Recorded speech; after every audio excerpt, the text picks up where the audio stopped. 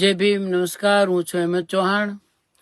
ગઈકાલે જે audio clip viral થઈ એ વાતચીત દરમિયાન જ થોડું એવું વાતાવરણ લાગ્યું એટલે મારાથી સેજ ઉગ્રભાઈ બોલાઈ ગયું. બાકી બાબા સાહેબ તો આપણા સમાજના બાપ છે, મારાય બાપ છે.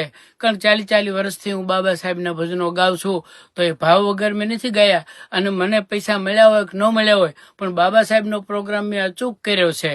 અને બાબા સાહેબને મેં દિલમાં રાખી. અને જ્યારે શરૂઆત હતી મારી ગાવાની, કે જ્યારે હું પ્રોગ્રામ મારા રેકોર્ડિંગ શરૂઆતના રેકોર્ડિંગ થયા ને, એ ચોથી કેસેટ પછી મેં છઠ્ઠી કેસેટ તો બાબા સાહેબની બનાવેલી.